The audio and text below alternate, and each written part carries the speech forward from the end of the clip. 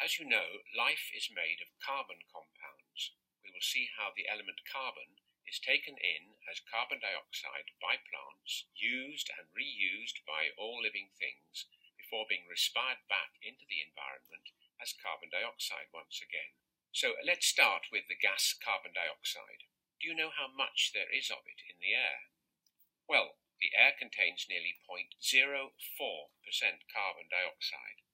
But hundreds of years ago, before we started using fossil fuels, it was only 0.28%.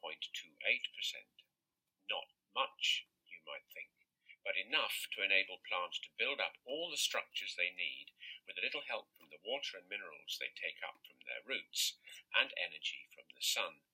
Plants use the sunlight to pull oxygen away from water and carbon dioxide, allowing the plant to capture the carbon. This happens in the green chloroplasts found in the leaves of plants.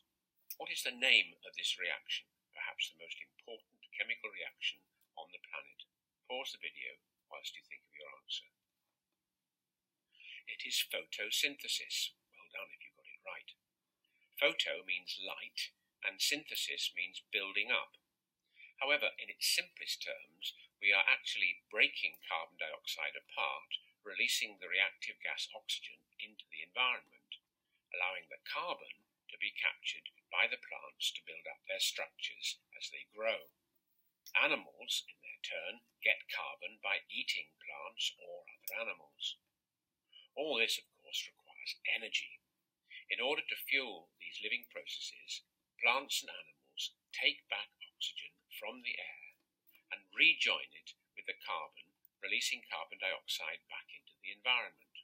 Do you know the name of this energy-releasing process? Pause the video whilst you think of your answer. Well, it's called respiration, and here is a simple representation of the two processes. First of all, sunlight breaks the bonds, allowing the carbon dioxide and water to form oxygen and carbohydrate, which is a compound of carbon and hydro or water, hence CH2O, a simple representation of the carbohydrate molecule. That's photosynthesis. Energy is now stored, and living things can use the carbohydrates to build their bodies and structures. To obtain energy, they simply reverse this reaction, letting the oxygen and the carbohydrate to rejoin, forming carbon dioxide and water all over again. And this is respiration. Let's look at these two processes more closely. They both need catalysts to enable them to work at normal temperatures. These catalysts are called enzymes. Photosynthesis also needs a pigment called chlorophyll. The active site is a magnesium atom, coloured green in this model, which absorbs blue and red light from the sun spectrum to drive the photosynthesis reactions, leaving the green light to be reflected, making the leaves look, well, green. The reaction takes place by a number of complex stages. It's a reaction which evolved early on in the lifetime of our planet, and the blue-green algae, also known as cyanobacteria, are still alive today, living in the sea. The chloroplasts you find in the green leaves of plants evolved from these simple bacteria. If only we could find a way to use sunlight to split carbon dioxide and water to make fuel and oxygen for ourselves, we could solve our green energy problems. Scientists are trying to find alternative catalysts to chlorophyll, but if there was a better catalyst, maybe life would have evolved it already.